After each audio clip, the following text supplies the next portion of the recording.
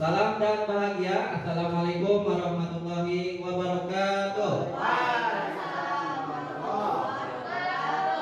Semangat pagi.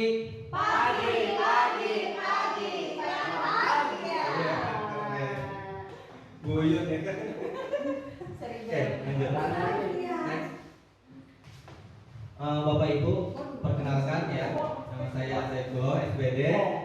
Calon guru penggerak angkatan 9 Kabupaten Serang, itu nomor WA saya. Email saya ada di saifullah19@guru.sd belajar ID. Dan saya bertugas di kelas 6 SDN Bulakan, Kecamatan Cinangka, Kabupaten Serang.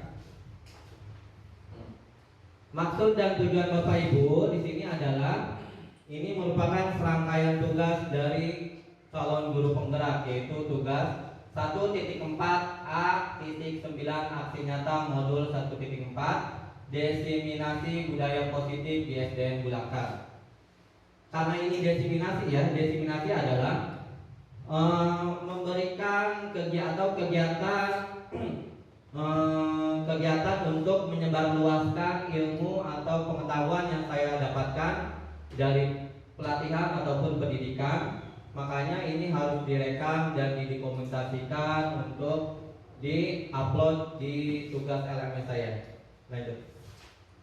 Nah, Bapak Ibu, tadi judulnya adalah modul 1.4 yaitu budaya positif ya. Berarti kita tentang, kalau bahasa Inggrisnya apa ya budaya positif? Positive culture ya. Nah, positive culture ya. Nah, sebelum kita ke materi selanjutnya, ada pertanyaan pemantik.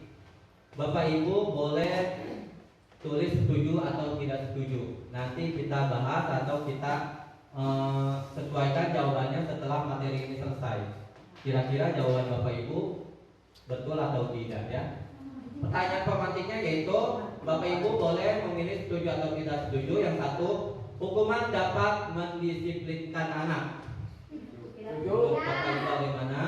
Dua, pemberian hukuman dengan hal positif seperti membaca atau membersihkan halaman sekolah dapat meningkatkan disiplin anak.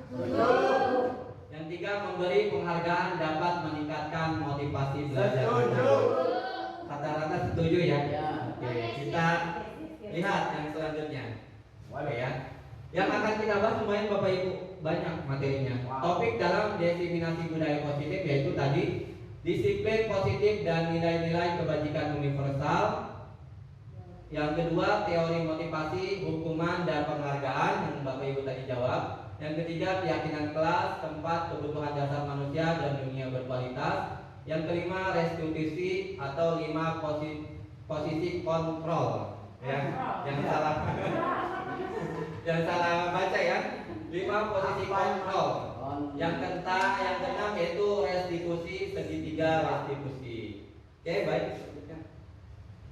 Sekarang budaya positif yang pertama yaitu tentang disiplin positif dan nilai-nilai kebajikan universal.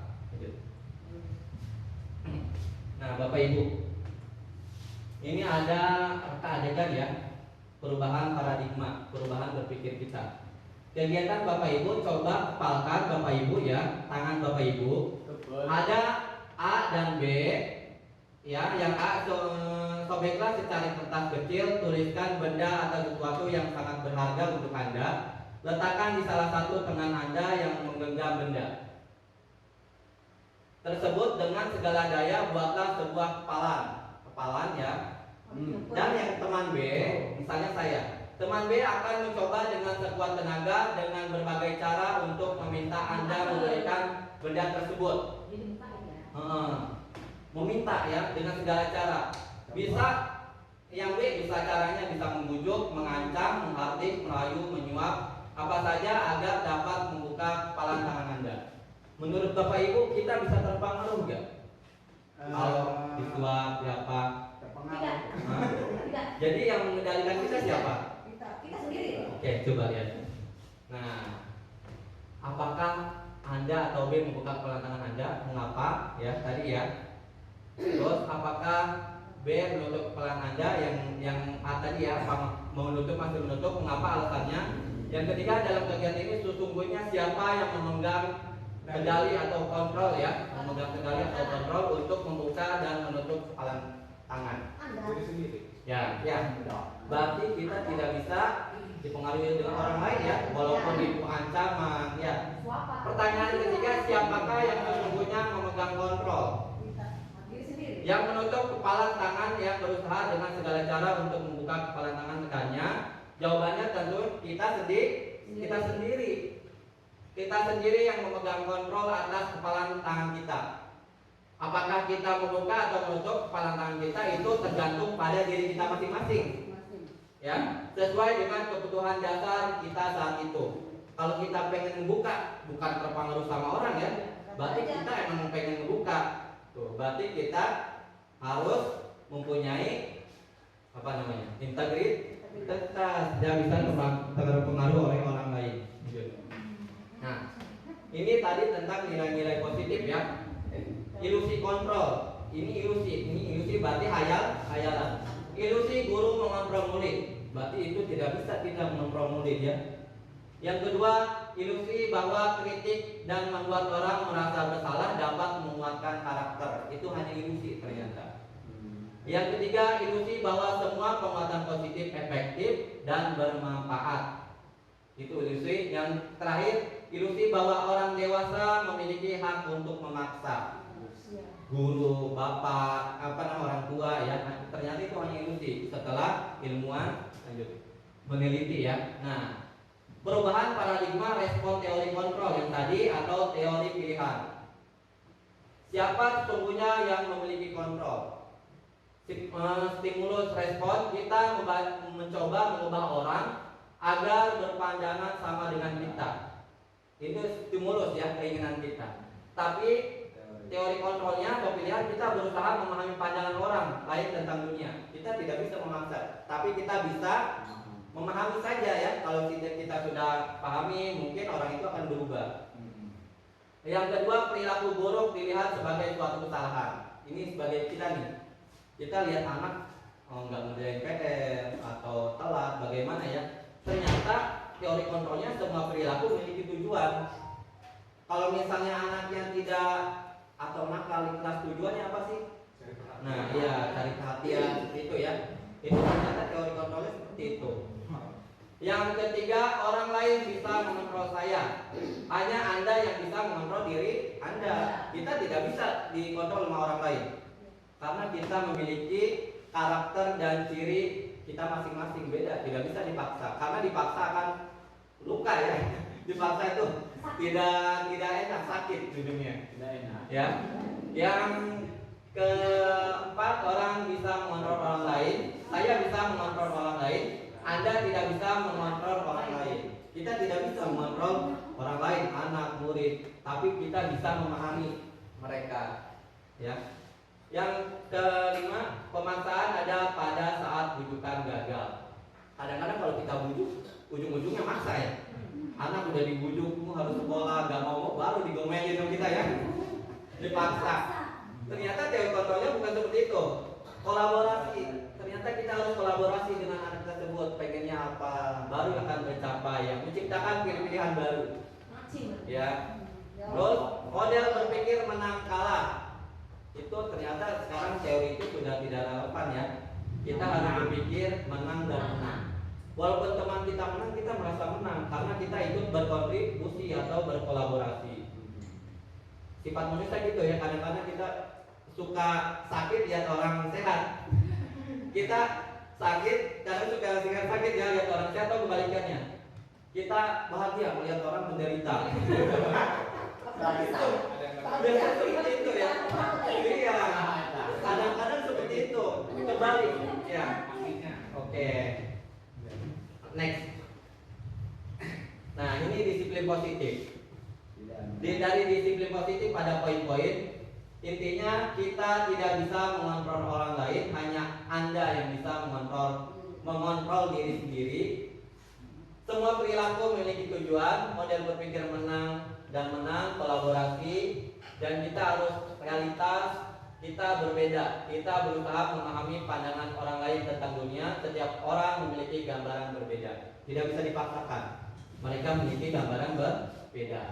Makna disiplin, Disiplin belajar kontrol diri dengan menggali potensi kita agar tercapai tujuan mulia, yaitu sesuatu menjadi seorang yang kita inginkan berdasarkan nilai-nilai yang kita hargai.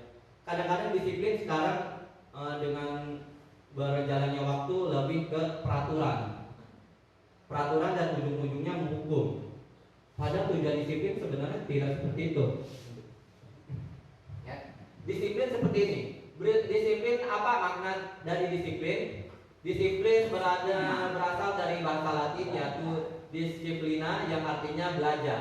Belajar disiplin itu bukan peraturan. Makna asal dari kata terkonotasi dengan disiplin diri dari murid-murid Socrates dan Plato. Disiplin diri membuat orang menggali potensinya menuju sebuah tujuan. Disiplin itu dari diri sendiri, tujuannya apa?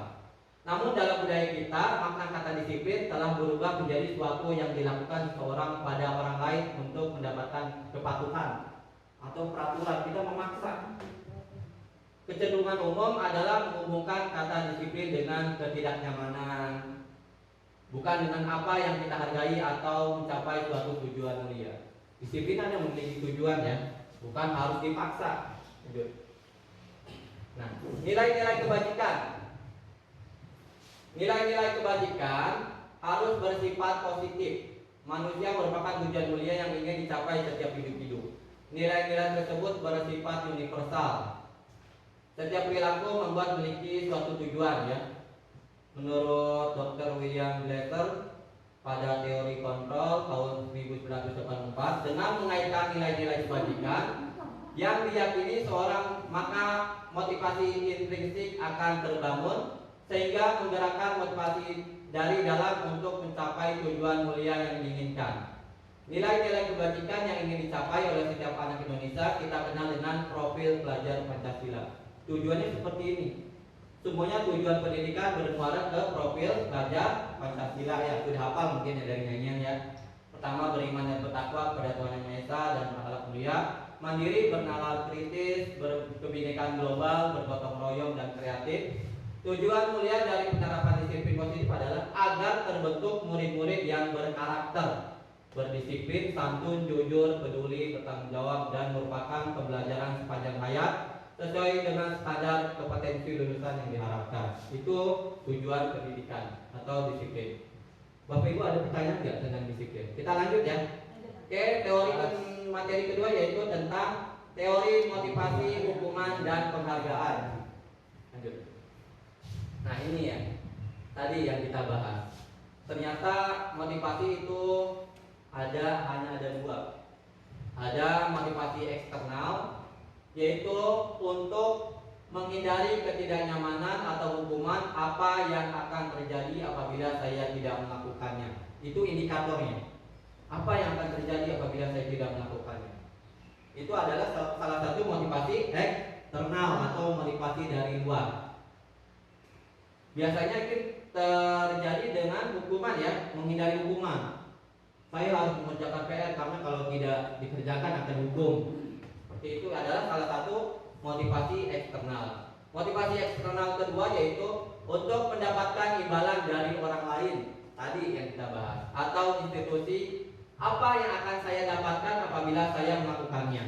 Jadi dia berpikiran apa sih yang akan saya dapatkan, tujuannya bukan dari diri sendiri, hanya motivasi eksternal. Motivasi yang terakhir yaitu motivasi internal, tujuan disiplin positif. Ini tujuannya, motivasi internal, untuk menghargai diri sendiri. Indikatornya nih, kata kuncinya untuk menghargai diri sendiri.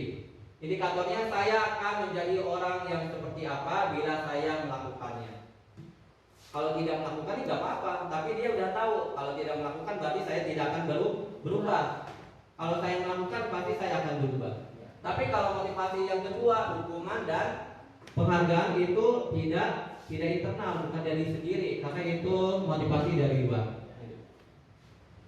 Nah, merdeka menurut Ki Hajar Dewantara, merdeka itu artinya tidak hanya terlepas dari perintah, akan tetapi juga cakap buat memerintah diri sendiri.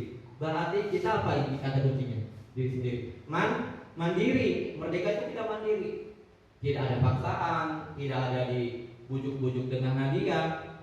Mandiri itu karena ingin kehendak sendiri. Saya ingin pintar, berarti kita harus belajar, tidak perlu disuruh, tidak harus ada hukuman, tidak harus ada hadiah.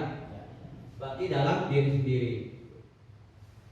Nah, ini dihukum oleh penghargaan, ya, bahwa penghargaan berlaku sama dengan hukuman. Penghargaan itu berlaku sama dengan hukuman, Bapak Ibu. Tidak bagus. Karena itu tadi motivasi eksternal. Motivasi eksternal itu kan salah. salah. Karena itu motivasi eksternal dan ujung-ujungnya tidak akan bertahan lama. Contoh kasus gini, Bu Uyun kan kelas 1. Biasanya kan kelas 1 itu ribut terus ya. Nah, Bu Uyun tiap hari pusing. Ternyata dia punya konsep cepat. Gimana supaya rapi? Anak-anak kalau pengen rapi, masuknya Mbak Ibu kasih hadiah berupa stiker bintang. Misalnya kelas 1 kan kasih stiker bintang atau apa ya. Ternyata berhasil Bu Uyun tuh diiming-imingi hadiah, berhasil. Setiap masuk berhasil. Bahkan anak kadang-kadang menagih ya, Bu bintangnya mana Bu? Katanya, saya udah rapi. Kebiasaan. Ketika Bu Uyun sakit, datanglah saya gantikan Bu Uyun. Apakah anak-anak itu akan rapi kembali? Enggak. Ya kan banyak akan acak lagi. Karena saya tidak tahu yang diterapkan oleh Bu Uyun. Karena itu kesadaran bukan dari sendiri, karena kesadarannya dari hadiah. Saya masuk kok pusing saya gitu. Ya ributnya gimana Bu Uyun? Tapi Bu Uyun enggak, ternyata dikasih hadiah. Itu makanya hadiah itu kurang bagus karena itu adalah timbul kesadaran diri yang sementara, eksternal. Sementara tidak akan bertahan lama. Walaupun diiming-iming apa tidak akan bertahan lama. Itu adalah motivasi eksternal yang tadi kita bahas. Dalam arti meminta atau membujuk seorang melakukan sesuatu untuk memenuhi suatu tujuan tertentu dari orang yang meminta membujuk. Dorongan eksternal dan akan ada faktor ketergantungan. Itu ketergantungan kalau dikasih hadiah. Berapa dampak dari pemberian penghargaan? Ini dampaknya salah satu.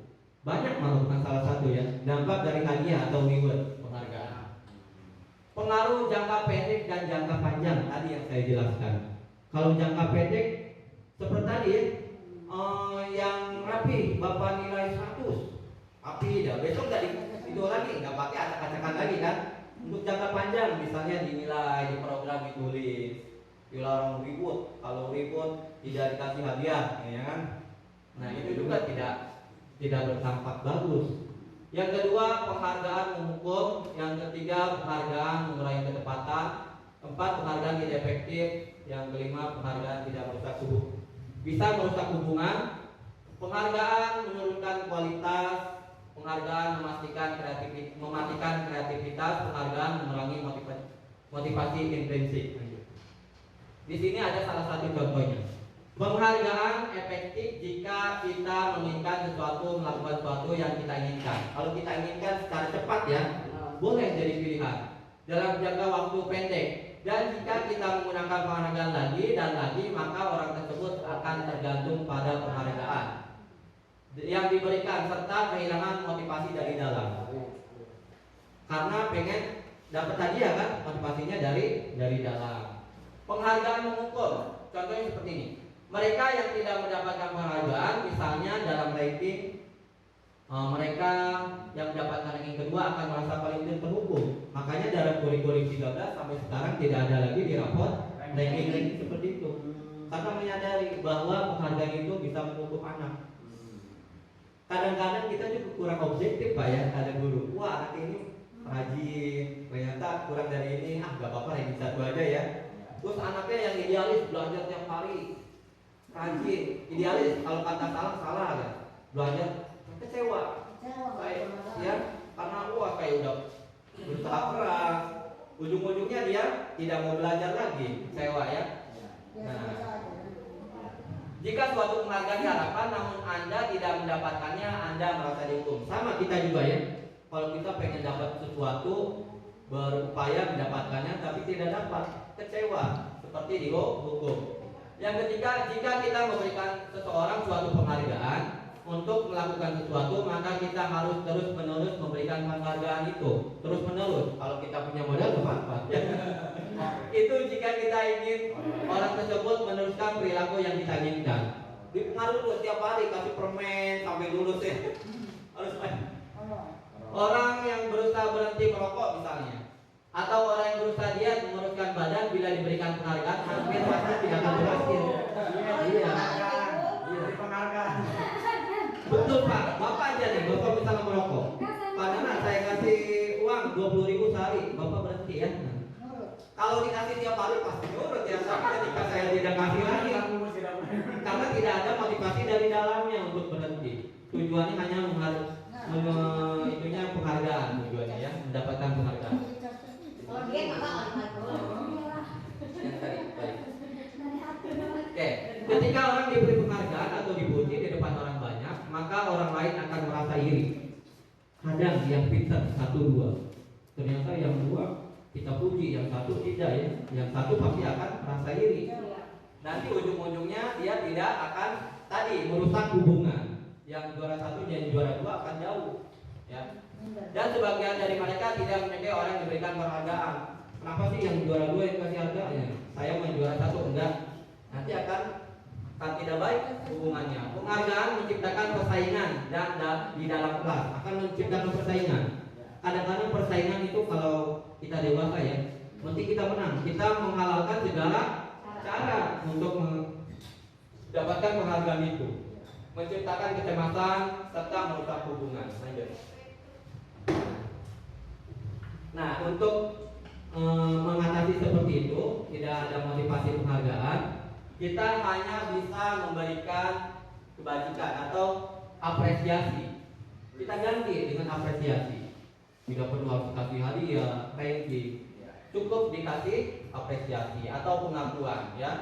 Dalam memberikan apresiasi atau pengakuan perlu diingat beberapa hal. Beri pengakuan secara khusus, secara pribadi ke semua murid atau bergantian ya. Dan konsisten, fokus pada proses. Contohnya seperti apa? Lanjut. Contohnya seperti ini. Ketika Bapak Ibu mengganti penghargaan dengan apresiasi, contohnya seperti ini ya. Ada pembuka. Kapan mereka melakukan nilai-nilai kebajikan? Pembukanya kemarin saya perhatikan sebagai guru ya. Kemarin Ibu perhatikan rasa empatimu besar sekali pada saat menolong murid baru di kelas kita. Itu sama dengan penghargaan, tapi kita tidak mengiming-iming hadiah, cuma memberikan semangat sementara. Ya, ini apresiasi harus kita terapkan.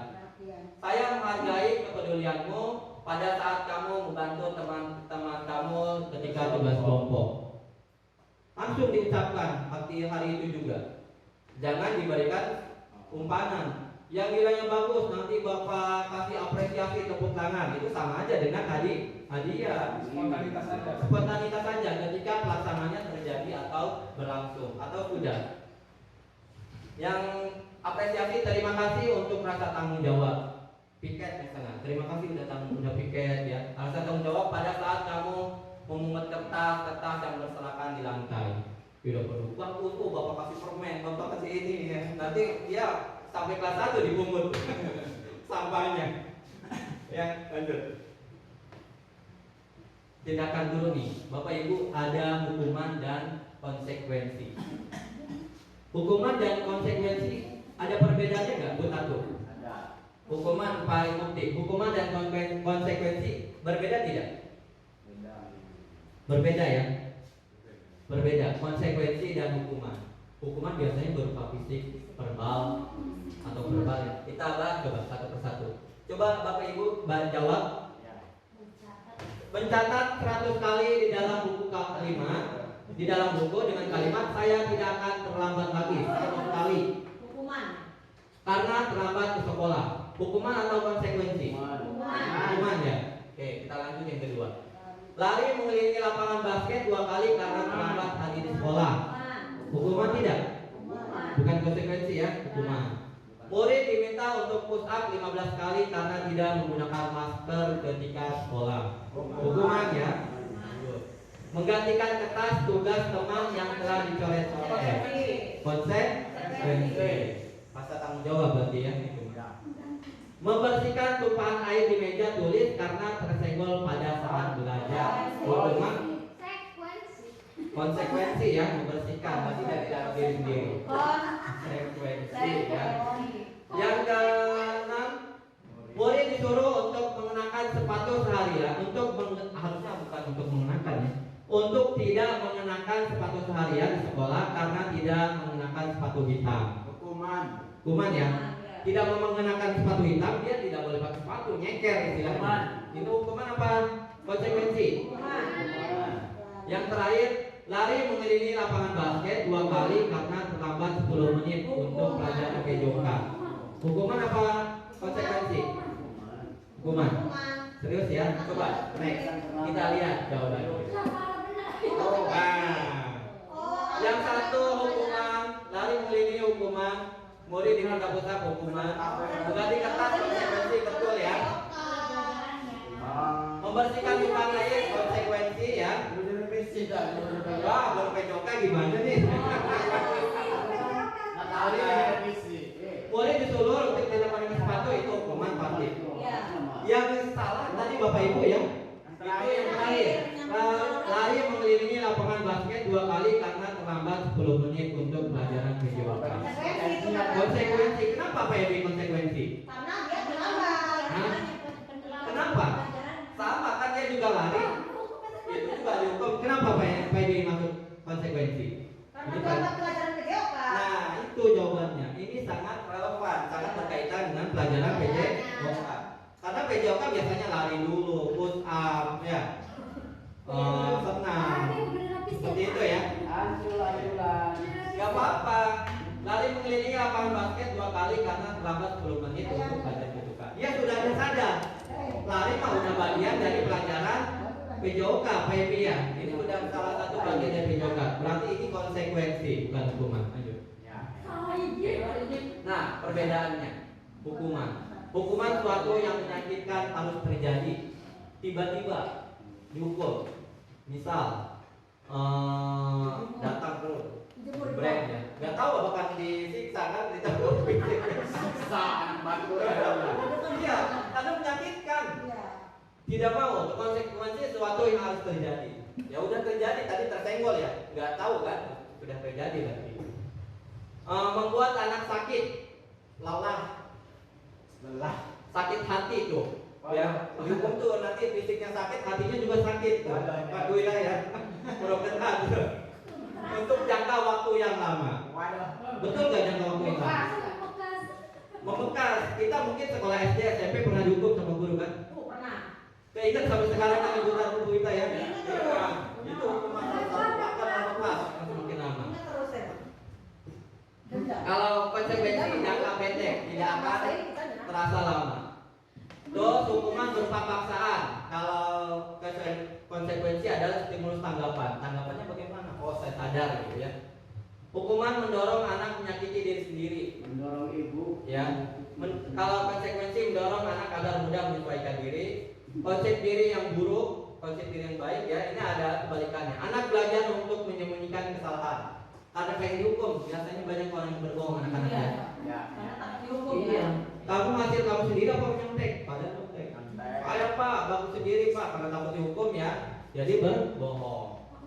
Kalau konsekuensi anak belajar untuk mematuhi peraturan. Yang terakhir hukuman akan membuat anak marah, merasa bersalah, dipermalukan, merasa tak dihargai kalau dihukum tuh. Kalau konsekuensi kehilangan hak, dibuat tidak nyaman, diasingkan untuk sementara. Tadi ya diasingkan untuk sementara, lari dulu, yang lain udah lari tapi dia lari. Oke lanjut. Nah lanjut. Nah ini hukuman bersifat tidak terencana atau tiba-tiba. Anak atau murid tidak tahu apa yang akan terjadi, dan tidak dilibatkan. Hukuman bersifat satu arah dari guru saja atau peraturan. Guru yang berikan dan murid hanya menerima suatu hukuman tanpa melalui satu kesepakatan atau pengarahan dari pihak guru. Baik sebelum atau sesudahnya. Hukuman diberikan bisa berupa fisik maupun psikis. Murid anak disakiti oleh suatu perbuatan atau kata-kata. Kata-kata kita mencaci juga sama-sama. Sama saja dengan hukuman. Ya. Sementara konsekuensi itu dalam konsekuensi sudah terencana atau sudah disepakati. Tadi kalau kamu telat berarti lari. Kalau kamu tidak belajar, kamu berarti konsekuensinya nilainya jelek. Itu konsekuensi ya. Sebab akibat kalau secara kasarnya. Umumnya bentuk-bentuk konsekuensi dibuat oleh pihak guru, sekolah ataupun murid yang sudah mengetahui sebelum konsekuensi yang akan diterima bila ada pelanggaran. Atau bikin kesepakatan kelas sebelum dimulai tahun awal baru ya. Nah sekarang restitusi. Dari hukuman konsekuensi ada cara restitusi yang paling tepat. Konsekuensinya kurang bagus ya, tapi ada pilihan yang paling tepat yaitu restitusi. Restitusi adalah proses menciptakan kondisi bagi murid untuk memperbaiki kesalahan mereka sehingga mereka bisa kembali pada kelompok mereka dengan karakter yang lebih baik atau lebih kuat. Restitusi juga merupakan proses kolaboratif yang mengajarkan murid untuk mencapai solusi untuk masalah mereka dan membantu murid berpikir tentang orang seperti apa yang mereka inginkan atau tujuan mulia ya, dan bagaimana mereka harus memperlakukan orang lain. Lanjut. Nah, ini perbedaannya. Saya di belajar modul ini tentang restitusi. Hukuman sudah pasti akan jangan diterapkan lagi, dihindari. Konsekuensi kalau bisa juga dihindari. Daripada menghukum, kita lebih baik konsekuensi. Ada lagi yang lebih baik, restitusi. Ya, lanjut. Nah, ciri-ciri restitusi bukan untuk menebus kesalahan, namun untuk belajar dari kesalahan. Nanti ada videonya. Lanjut. Baik. Budaya. Nah, sekarang kita lanjut saja ya. Iya. Budaya positif, keyakinan kelas. Lanjut. Nah, mengapa kita tidak peraturan saja? Mengapa harus keyakinan kelas? Mengapa tidak memiliki peraturan harus menggunakan helm bila mengendarai kendaraan roda 2? Coba Bu. Kira-kira kita harus menggunakan helm mengendarai kendaraan roda 2 itu peraturan apa keyakinan? Peraturan. Peraturan. Berarti kalau peraturan biasanya ada apa?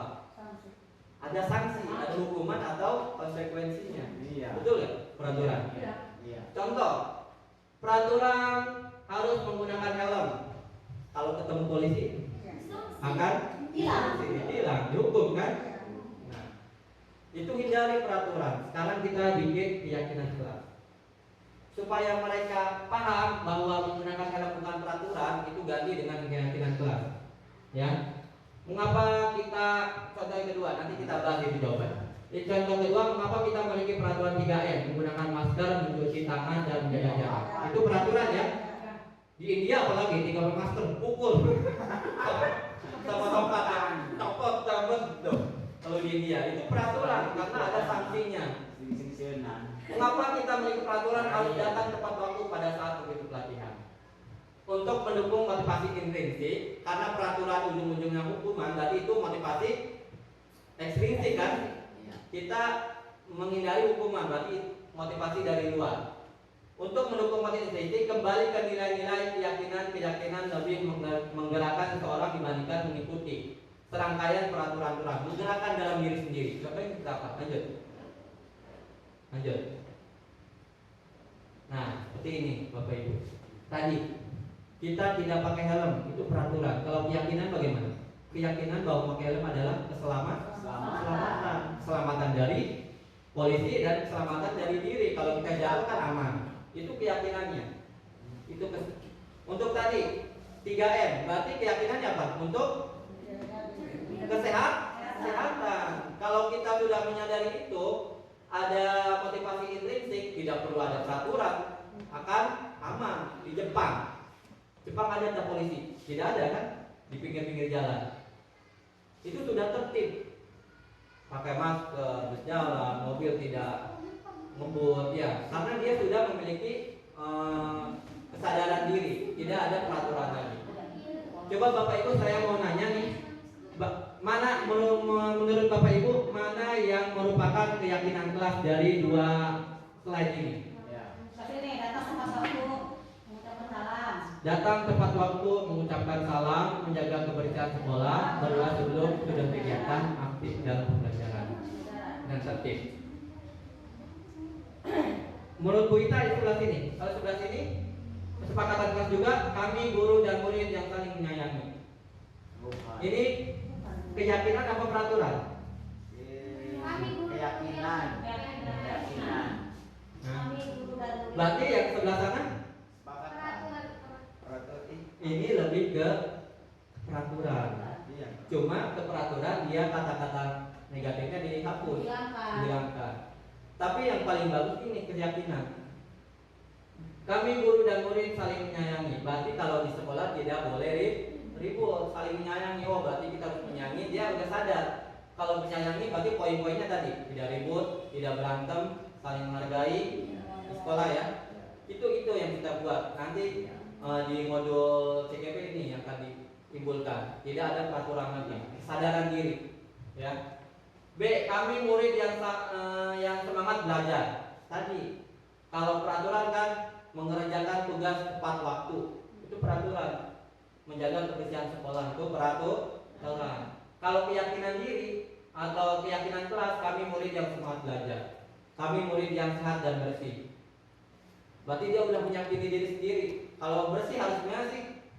Berarti menjaga kebersihan, piket, ya, baju dirapihkan. Itu sudah ada motivasi internal.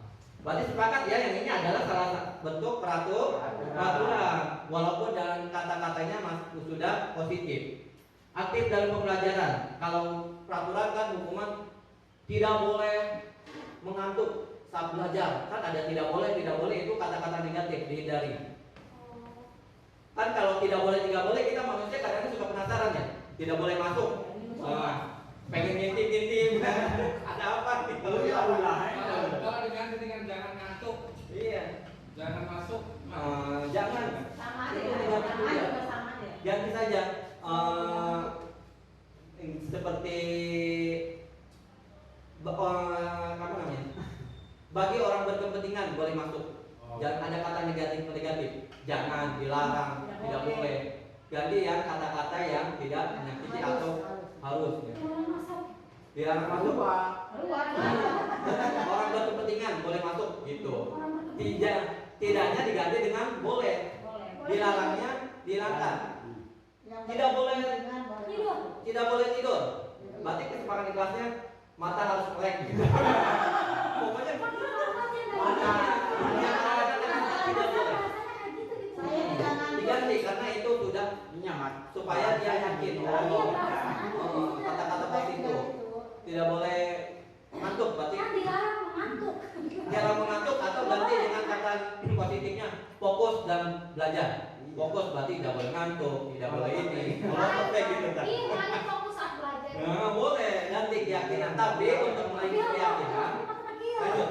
Nih. Nah, itu lanjut. Ini terlalu karena. Nah, ini format misalnya apa seperti datang tepat waktu, tidak tambah seperti sering hadir lambat, ya. Ini mah sudah terlihat. Lanjut.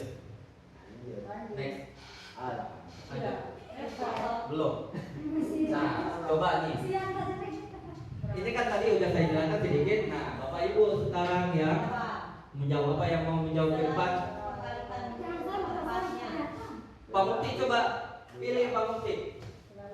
Ini ganti peraturan, ini diganti keyakinan kelas.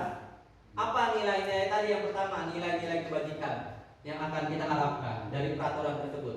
Misal, selalu kembalikan buku tepat waktu. Tempatnya. Selalu membalikan buku ke tempatnya. Berarti nilai keyakinannya apa yang harus didapatkan, harus diimplementasikan oleh tersebut? Hah? Sifat apa? Nilai-nilai universalnya yang harus diteladani. Apa tuh? Bertanggung jawab. Keyakinannya itu, berarti kita harus bertanggung jawab. Kalau dia udah paham bertanggung jawab, berarti tadi ya, rapikan lagi tempat iya, PR yang sudah dikerjakan tepat waktu, itu tanggung jawab. Dilarang mengganggu orang lain, dilarang udah jangan digituin lagi. Keyakinan. Iya, itu keyakinan, peraturan. Kalau dilarang ujung-ujungnya nanti akan dihukum. Ya. Terus kalau udah dilarang malah bikin anak penasaran. Hadir di sekolah 15 sebelum pembelajaran dimulai, ini juga peraturan. Dilarang melakukan kekerasan. Udah nyata ya, dilarang tuh. Bergantian atau menunggu giliran, gunakan masker, jangan berlari di kelas atau koridor. Jangan. Coba Bapak Ibu. Oh, aja nih. Ada Mesir. Jangan berlari di kelas atau koridor. Ganti dengan kata tidak ada kata jangan. Bagaimana? Jangan. Berjalan dengan hati-hati. Jangan lari kelas. Ya betul tuh. Ada. Berarti jangan lari. Kalau jangan lari berarti harus berjalan. Betul Bu Ita. Oh, itu. Berjalan di kelas atau koridor. Itu galur. Ya, coba next. Nah, ini jawabannya. Bapak Ibu, kita lihat. Ini jawabannya. Next. Alhamdulillah. Nah, ya. Selalu kembalikan buku pada tempatnya, yaitu keyakinan kelasnya bertanggung jawab. Dilarang mengganggu orang lain. Berarti menghormati orang lain. Kata-kata negatifnya dihapus. Hadir, menghormati orang lain dan berkomitmen. Dilarang melakukan kekerasan, keselamatan, menghormati orang lain. Kalau kita menghormati orang lain, nggak mungkin kita akan menyalahkan orang lain. Dilarang menggunakan narkoba, berarti kesehatan. Bergantian atau menunggu giliran, menghormati orang lain atau bersabar. Sabar ya. Gunakan masker, berarti kesehatan atau keselamatan. Jangan berlari di kelas atau koridor nih, keselamatan dan keamanan. Diganti tadi ya. Lanjut.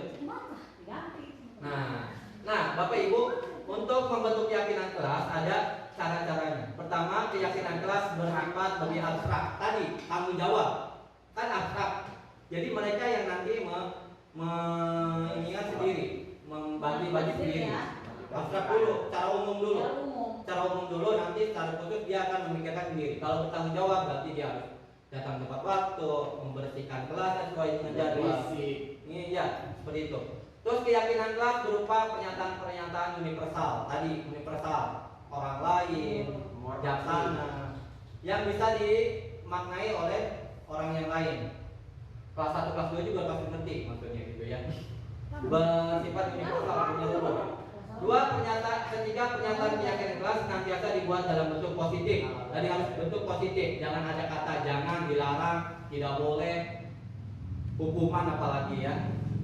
Keyakinan kelas hendaknya tidak terlalu banyak. Jangan terlalu banyak, pusing kita. Ya, sehingga mudah diingat dan dipahami oleh semua warga kelas. Keyakinan kelas sebaiknya sesuatu yang dapat diterapkan di lingkungan tersebut. Semua warga kelas hendaknya ikut kontribusi dalam membuat keyakinan. Dalam membuat keyakinan biasanya kan di awal tahun baru ya. Masuk. Kira-kira keyakinan kelas kita apa nih? Dulu saya pernah di kelas 6. Ya, tapi masih menerapkan konsekuensi karena belum tahu ya. Tapi kata-kata negatifnya sudah saya hapus. Datang tepat waktu, tugas tepat waktu, tidak dilarang dan jangan tidak dihapus. Semua warga kelas yang itu sudah dilibatkan anaknya, gurunya, dan bisa berdiskusi. Kira-kira sanggup gak nih? Kalau sanggup berarti dia sudah menerima konsekuensinya kalau tidak melakukan. Yang terakhir, bersedia meninjau kembali keyakinan kelas dari waktu ke waktu. Harus direfleksi atau ditinjau kembali. Lanjut. Nah, ini yang keempat, kebutuhan dasar manusia dan dunia berkualitas. Lanjut. Nah, kebutuhan dasar manusia tadi kebutuhan dasar manusia, semuanya orang itu memiliki kebutuhan dasar. Itu ada 5. Yang pertama, bertahan hidup. Kita gimana caranya? Kalau misalnya kita gak makan ya, bertahan hidup itu kebutuhan dasar. Iya. Misal kita tidak punya apa-apa nih, pengen makan, uang gak ada. Bagaimana caranya? Juga caranya apakah kerja, apa hal negatif itu adalah kebutuhan dasar. Itu naluri, hak asasi. Yang kedua, kasih sayang dapat diterima, penguasaan, kebebasan dan kesenangan. Ini kebutuhan dasar harus dipenuhi. Apabila kebutuhan dasar ini tidak terpenuhi, maka akan ada perbedaan pada anak. Entah dia malas, entah dia akan nakal. Contoh tadi yang misalnya anak di kelas malas apa. Berarti ada salah satu kebutuhan dasarnya yang tidak kurang. Iya, kalau tidak perhatian berarti kasih sayangnya kurang kan? Lanjut. Ini 5 ya. Nih, ini adalah simulasinya. Semua orang senantiasa berusaha untuk memenuhi kebutuhan dengan berbagai cara. Mau positif, negatif, penting kebutuhan dasarnya terpenuhi. Anak di rumah kurang kasih sayang, dia mencari kasih sayang di sekolah. Ke guru, nakal, sampai diperhatikan guru orang lain. Itu salah satunya ya faktornya. Seorang murid yang tidak begitu berhasil secara akademik, mungkin kebutuhan akan kekuasaan tidak terpenuhi di sekolah. Kekuasaannya tidak terpenuhi. Misal, contoh, ada kelas 6, saya pelajari dari Bu Mita ya, si Dewa. Dewa ya, tahu kan? Iya. Dewa itu kelas 5 ujian juga nggak masuk ya. Benar malas nggak pernah masuk ya. Kelas 6 alhamdulillah sekarang rajin. Karena saya beri tanggung jawab. Berarti dia merasa memiliki kekuasaan sama temannya, merasa dihargai. Berubah sekarang, masuk terus. Bahkan upacara-upacaranya kayak pengen Mantap, aktif apa ya. mantap. Itu karena ada kebutuhan dasarnya yang dia tidak terpenuhi. Ya. Terus orang yang tidak merasa diterima oleh temannya, kebutuhan akan cinta kasih sayang tidak terpenuhi oleh itu.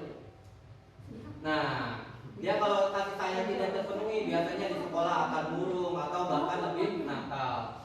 Ya, lanjut. Nah, Bapak Ibu, ini contohnya anak-anak yang kurang, kita dilihat video. Kebutuhan nih. Kebutuhan dasar. Nah, coba kita lihat kebutuhan video.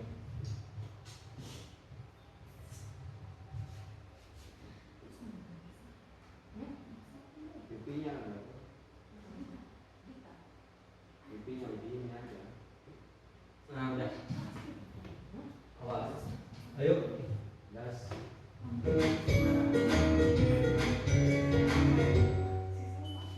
Salam dan bahagia Ibu dan Bapak guru hebat. Untuk membangun budaya sekolah yang positif dengan lingkungan yang aman dan mendukung murid untuk menjadi pribadi yang berdaya, seimbang, dan bahagia, salah satu upaya yang dapat dilakukan oleh guru adalah memahami kebutuhan dasar yang mendasari perilaku murid. Pada video kali ini, kita akan membahas tentang 5 kebutuhan dasar manusia. Konsentrasi, konsentrasi dimulai. Saya membeli baju. Mukti, lanjutkan. Saya membeli baju batik. Ke siapa? Bu Wita. Oke. Saya membeli baju batik Solo. Buyun. Saya membeli baju batik Boston. Solo. Salah satu lanjut. Oke, Bapak Ibu ya. Oke. Kita ke materi yang selanjutnya yaitu tentang 5 posisi kontrol. Lanjut, 5 kontrol. Oh, ini udah kemarin ya. Udah mau lanjut lagi nggak? Yang Dimas. Iya, Dimas. Oke, kita lanjut lagi nih. Oke, lanjut. Kejar. Saya. Neren. Apa? Naren.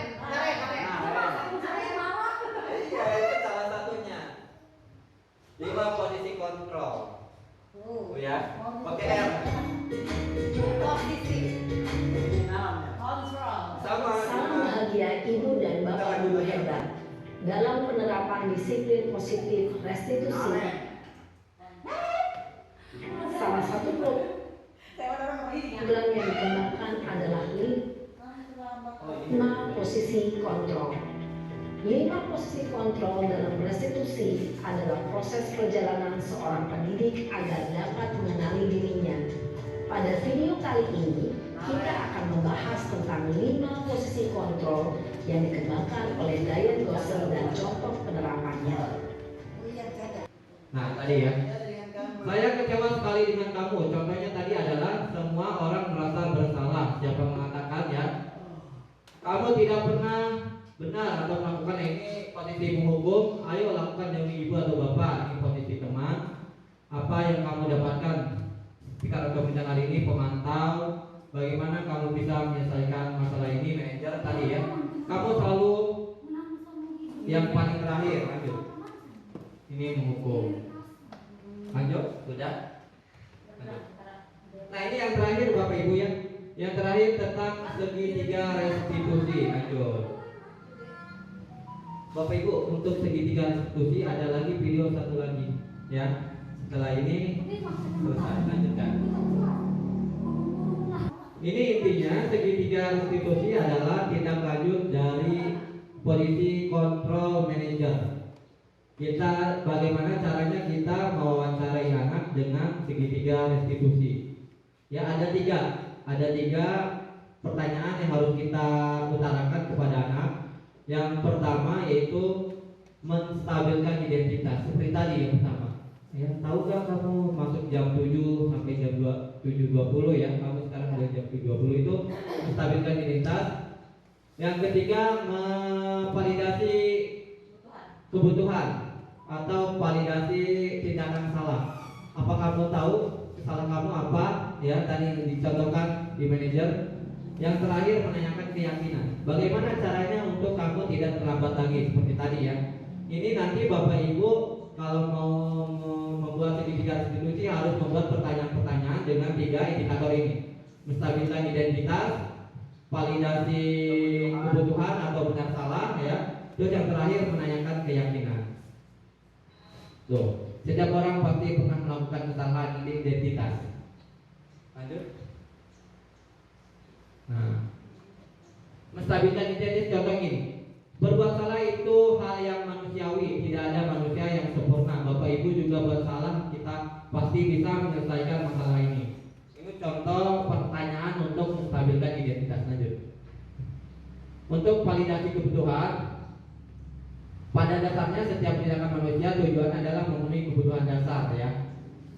Pertanyaannya seperti ini, kamu bisa saja melakukan hal yang lebih buruk, tapi kamu tidak boleh melakukannya, atau kamu pasti punya alasan mengapa melakukannya. Itu salah satu pertanyaan untuk kebutuhan, validasi kebutuhan.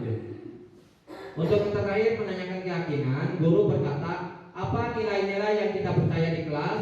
Sekolah kita tanya dulu sesuai apa belum. Baru nilai-nilai universal apa yang telah kita sepakati.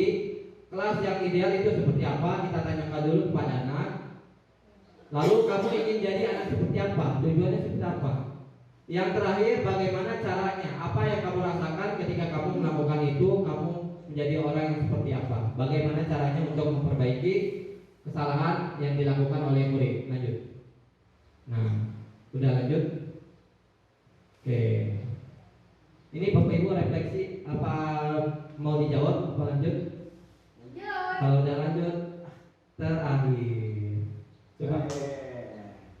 Oke, terakhir. Terima kasih itu. Ya. Oke. Oke, lanjut. Assalamualaikum warahmatullahi wabarakatuh. Waalaikumsalam warahmatullahi wabarakatuh. Masih ingat gak tepuk semangat? Masih. Kita tepuk semangat dulu terlebih dahulu ya. Tepuk semangat.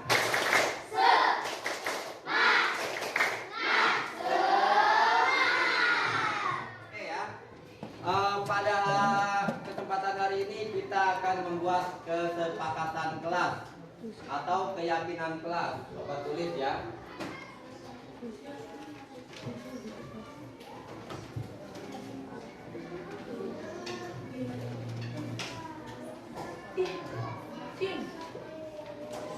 Kelas 6 ya, berarti kita sekarang kelas 6. Kita membuat kesepakatan kelas atau keyakinan kelas ya, yang kita buat sendiri dari kalian. Semuanya bisa mengutarakan pendapatnya agar kesepakatan kelas ini bisa dipatuhi dan dilakukan secara bertanggung jawab. Karena hasil dari musyawarah, hasil dari pendapat murid kelas 6 ya. Ada keyakinan kelas. Keyakinan kelas itu berisi tentang nilai-nilai positif. Misal, nilai-nilai positif di sekolah itu seperti profil pelajar Pancasila. Masih ingat gak? Tepuknya masih ingat? Oke, kita coba bareng-bareng ya. 1, 2, 3. Pelajar Pancasila beriman dan bertakwa pada Tuhan yang esa dan berakhlak mulia, berkebinekaan global, gotong royong mandiri, kreatif dan bernalar kritis. Nah, itu ya. Berisi tentang nilai nilai positif. Ya, nilai-nilai positif. Kita harus membuat keyakinan kelas yang berisi tentang nilai-nilai positif. Tadi yang terdapat dari profil Pancasila. Yang pertama apa? Beriman,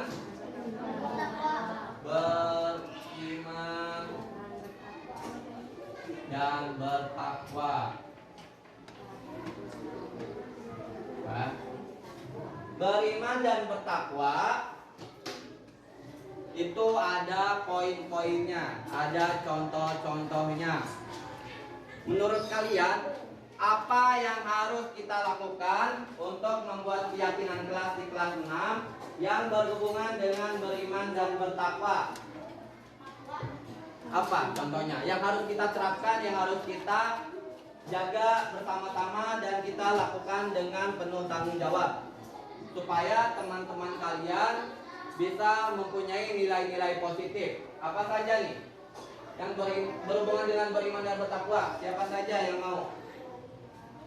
Yang bisa kalian terapkan di kelas ini, yang berhubungan dengan beriman dan bertakwa, supaya kalian sadar tentang kewajibannya.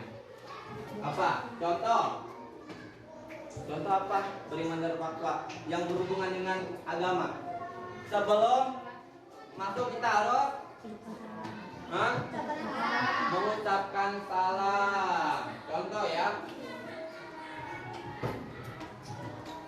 mengucapkan salam. Apalagi satu ya, beriman dan takwa. Apalagi selain itu, ayo, bisa apalagi yang berhubungan dengan beriman dan takwa yang harus kita lakukan di kelas? Membaca doa. Kapan tuh? Sebelum membaca doa ya. Membaca doa sebelum dan apa? Dan sesudah. Berapa? Belajar. Oke. Apalagi ada lagi selain itu yang berhubungan dengan agama, berhubungan dengan keyakinan kita. Nanti ini harus dijalankan bersama-sama ya. Kita harus mengucapkan salam kepada guru, kepada teman, membaca doa sebelum dan sudah belajar. Ini harus diterapkan. Ya, berarti nilai budaya positifnya apa? Beriman dan bertakwa.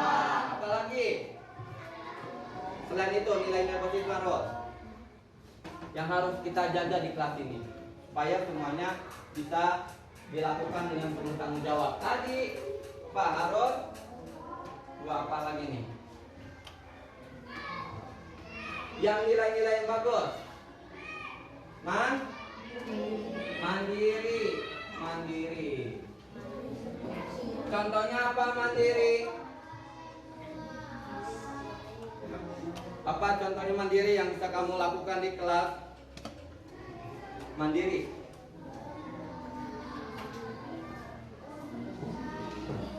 Datang tepat.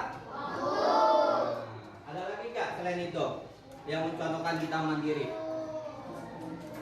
Apalagi? Apa, Mak? Silakan berpendapat semuanya. Tidak bergantung pada orang lain, mandiri. Oke. Tadi datang tepat waktu ya.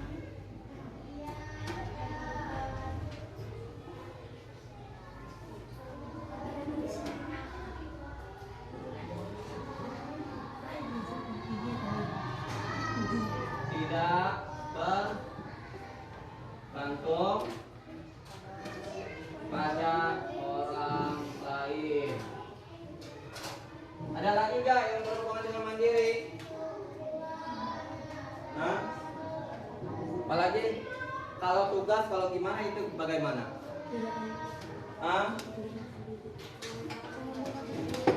Mengerjakan tugas tuh. mandiri tepat mengerjakan tugas. Itu mandiri ya, mengerjakan tugas tepat waktu, mengerjakan tugas dengan sungguh-sungguh. Itu salah satu contoh mandiri. Sekarang ada nilai positif yang ketiga apa? Saling menghormati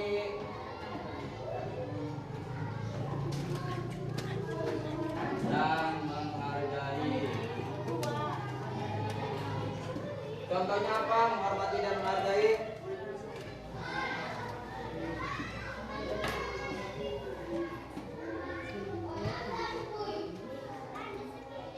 Contoh, menghormati dan menghargai. Hormat, menghargai, tidak mengganggu orang lain, tidak mengganggu temannya dalam belajar.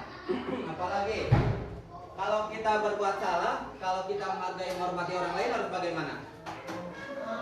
Meminta maaf. Oke.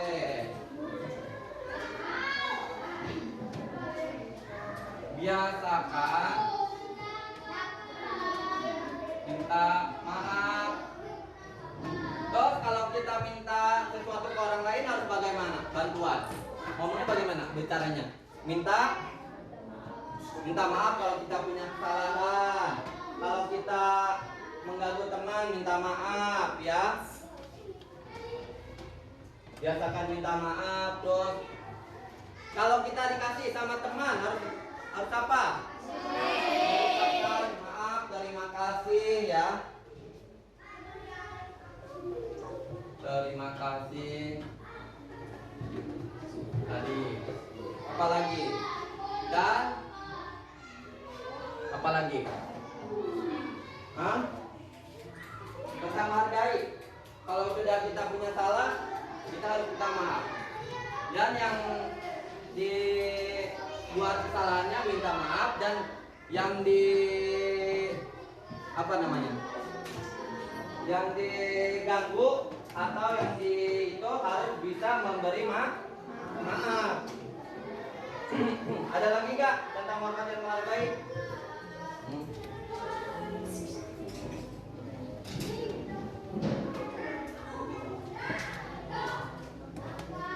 Kalau temannya berpendapat harus bagaimana? Hah? Iya, menghargai pendapat orang lain. Menerima pendapat orang lain. Pendapat teman lah ya. Karena kan di sekolah. Ada lagi gak tentang menghargai dan menghormati?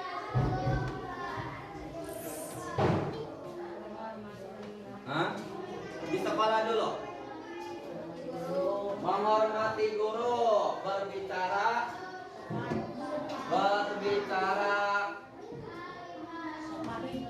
sopan pada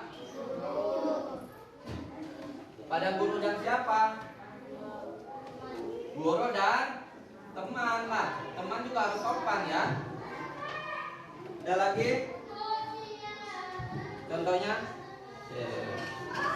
Ya cukup mungkin ya untuk menghargai menghormati. Dilarang ribut. Ribut juga ya. Jangan ribut di kelas, itu salah satu menghormati dan menghargai orang. Kalau kita ribut, kita mengganggu teman yang lain. Ya. Tenang dan fokus belajar. Ya. Sama ini juga menghargai dan menghormati. Oke, cukup. Yang poin keempat apa lagi tentang nilai-nilai positif yang harus kita bawa? Nah,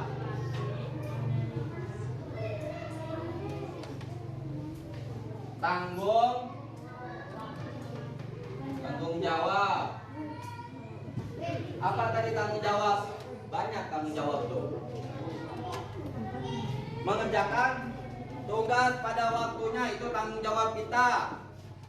Apalagi mengerjakan piket pada waktunya.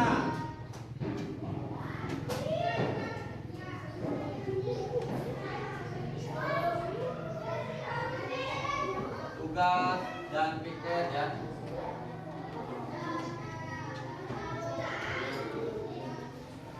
Pada waktunya.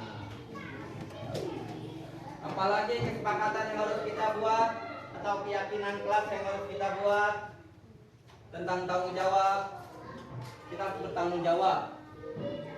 Pakaian harus sesuai, pakai sepatu yang sesuai, pulang istirahat pakai sepatu, itu tanggung jawab ya.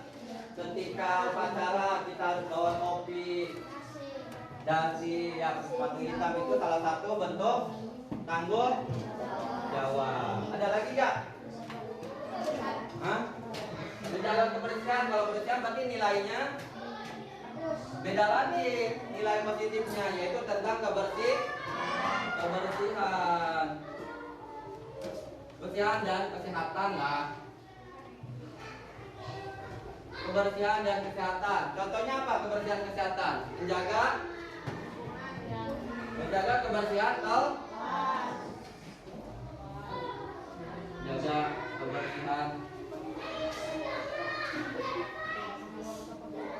kelas dan sekolah. Ya, terus apa lagi? Membuang sampah pada tempatnya, sama ya. Membuang sampah pada tempatnya tentang kebersihan dan kalau kesehatannya apa?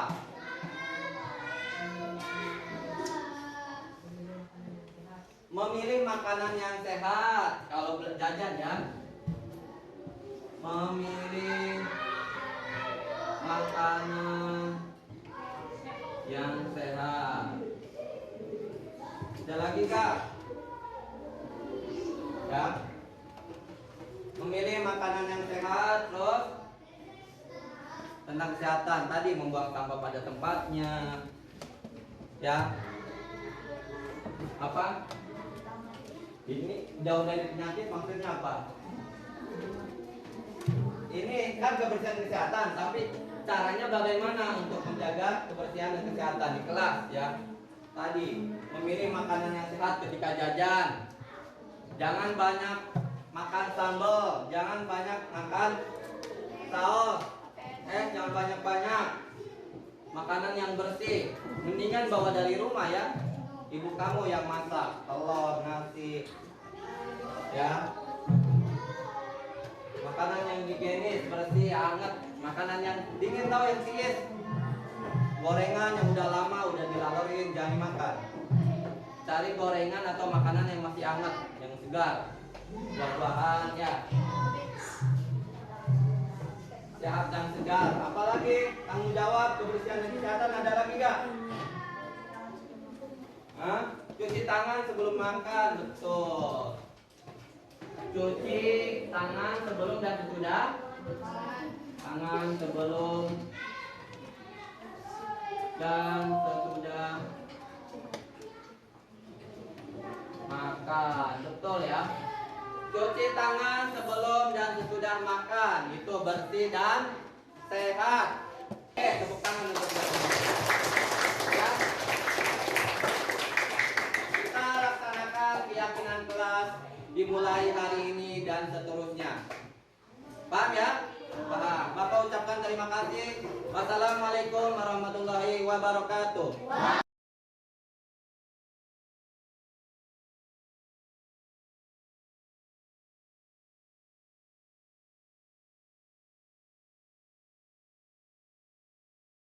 Assalamualaikum warahmatullahi wabarakatuh. Nama saya Muhammad Fajar Arabi. Setelah saya membuat keyakinan kelas di kelas 6, saya merasa termotivasi dalam diri saya sehingga bisa melaksanakan keyakinan kelas tanpa ada rasa keterpaksaan. Wassalamualaikum warahmatullahi wabarakatuh. Assalamualaikum warahmatullahi wabarakatuh. Nama saya Gina Jaratulisa. Setelah saya membuat keyakinan kelas bersama teman-teman di kelas, saya menyadari bahwa keyakinan kelas harus dilaksanakan dengan penuh tanggung jawab menyerahkan nilai-nilai positif.